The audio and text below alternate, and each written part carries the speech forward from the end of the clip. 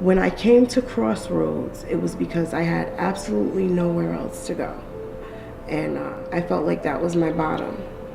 Um, I didn't have an income. I didn't have anything coming in. I couldn't support myself at all.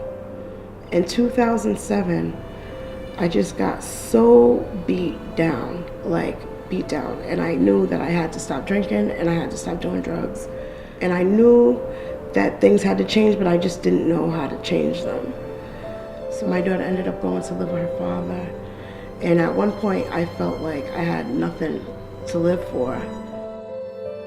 Yeah, it was Christmas, and I had my children home.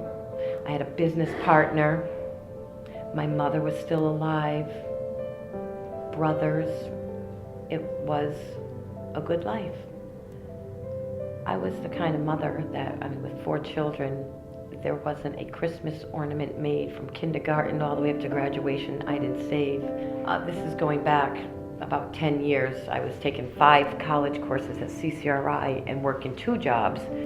And being that I have 3 boys and a beautiful daughter, growing up, there was things that everybody needed, and we had a lot of money. We had beautiful Christmases, we took trips, we traveled. We were happy before the money, with the money. We were a happy family. And at the end of that Christmas season, my mother had passed away. I had to ask my husband, who I'd been with for 10 years, to leave the house. And my boys, when they were called back to service, they were unaware that the money had ran out. The economy had hit and the money had ran out. This was my problem and I had to fix it, and I had to fix it by myself. But I did not know how. I was in shock. I became literally homeless, like that. There are less chronically homeless women now coming to us in this past year than I've ever seen. We're seeing a lot more first-time homeless women, and they're a lot less prepared. So they are requiring a lot more services and a lot more emotional support from us. There was nobody within my reach. So I came to Providence. The first place that I had stopped was the bridge that Crossroads faces. And there wasn't a doubt or a shred in me that did not want to jump and get it over with.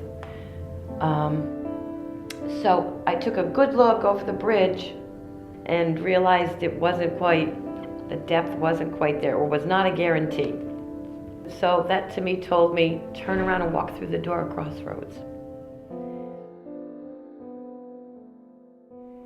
Traditionally, when people thought of homelessness, they thought of a 45-year-old alcoholic man on Skid Row. And unfortunately, that stereotype has stuck for many, many years. And as a result, we have overlooked an incredibly important demographic, which is the number of women who are homeless. When I walked through the doors of Crossroads, I was, for the first time, scared to death. I was in such devastation. I was so broken inside. It was difficult for me to think of just what my next step was going to be, or my next thought was going to be. Never in a million years, never in my life, never in my wildest dreams did I ever imagine myself to be standing right where I was, ready to open the doors to Crossroads, a homeless shelter. And I remember saying the words, starving, hungry. If I didn't get it, I would die. The slightest shred of hope from anyone I needed to keep my spirit alive. I was so close to broken. When I first got to the women's shelter, I was a mess. I was shaking, I was crying, I was scared, I was so scared. So I met with my case manager, who's Clay, and we talked, and I cried just because I couldn't picture myself doing good. and I just kind of had my priorities all messed up.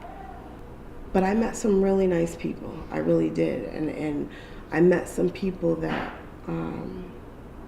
became like family to me, that encouraged me to do things and not just sit around. And then I heard about the Get Hired class, which is a class that helps people get back into the workforce. You work on things, resumes, cover letters, emotional intelligence, and how to deal with people on the job and how to handle yourself on the job. We have a CNA training program. We have an animal caretaking training program. And we have a pre-employment training program here. Our pre-employment training program is designed for clients that come through that have been away from the work environment for years. When I was in school, it wasn't the way it is now. Like, you didn't have to have a computer. And so I've been computer literate for a year. And I soak it up like a sponge. I love it. And I plan to go back to school. My biggest thing I notice with my clients, especially when they first come in, is their self-esteem would be so low, is where it all starts. They need to have their self-esteem built up. Because you got to think about all the stuff that happened to them to get them to come to our door. Crossroads had many different programs to offer me. The one that interested me the most was called the Women's Rapid Rehousing. It would take a couple of months, but it took some footwork to be one of the women in that program because they had only so many spots available, so many houses. And about 3 weeks before Christmas, I was called into case manager's office and said, "You want to go look at your house? We have a house for you." And it was clean. It was mine. It was beautiful. And the best part about it is my son from the Navy was just able to spend a full 2 weeks home with his mother, where a couple of months ago, being homeless on the street, there was no home he could share with his mother. The first day that I came in, Clay referred me to the Rapid Rehousing program, and he told me that I would get assistance. I took a budget and financing class where a woman came in, and it worked for me. I've been here since November, and I just moved into my apartment yesterday. My daughter's name is Imani. She's 11. She lives in Connecticut with her father. She comes often to visit me. She visits my mom often. She's the sweetest person I know. When I first got here, she told me she wanted to see my room. And I had to tell her, that no kids are allowed in the building for safety reasons. And I thank God she didn't ask me what that meant, because I don't know how I would have answered. But having my own place, it puts her mind at ease. She knows where I live. She can see it. It's a place where she can visit. And that's why I really push to work really hard to find an apartment, because it doesn't feel good to go a month or 2 months without spending quality time together, just her and I. I was so fortunate that not just one, but all of the staff members at Crossroads took time out to instill in me that yes, everything would be okay, and they're there for me, and they were kind and generous, and that they truly cared about their job. And I told them so because they cared so much about their job. I felt they cared about me. I was treated like a woman who is asking for help, and I got all the help that I asked for. I used Crossroads like a stepping stone from where I was to where I want to be, and I'm not exactly where I want to be, but I'm so much closer than when I first came. Without the help of everyone in our community, we just can't provide the services we need. We need everyone's help.